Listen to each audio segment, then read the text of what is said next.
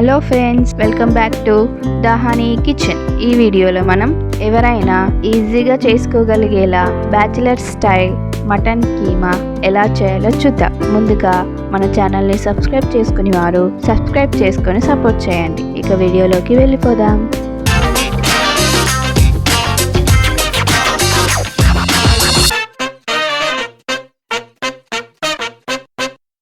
ముందుగా స్టవ్ మీద కుక్కర్ పెట్టుకొని కుక్కర్ వేడయ్యాక 4 టేబుల్ స్పూన్ ఆయిల్ వేసి ఆయిల్ వేడయ్యాక 2 ఇలాచి, 3 లవంగాలు, కొంచెం దాల్చిన చెక్క, 2 బిర్యానీ ఆకులు, 3 పచ్చిమిర్చి ముక్కలు, మీడియం సైజ్ ఆనియన్ ముక్కలు వేసి ఫ్రై చేసుకోవాలి.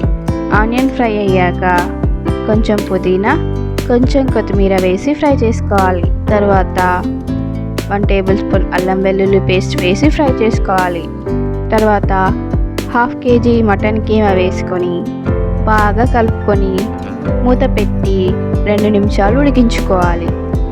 2 నిమిషాల తర్వాత మూత తీసి ఒకసారి కలుపుకొని 1/2 టీ స్పూన్ పసుపు, 1 టీ స్పూన్ ధనియాల పొడి, సరిపడా కారం, సరిపడా ఉప్పు, 1/2 టీ స్పూన్ గరం మసాలా వేసి మొత్తం కలుపుకొని మూత పెట్టి మరో 2 నిమిషాలు ఉడికించుకోవాలి.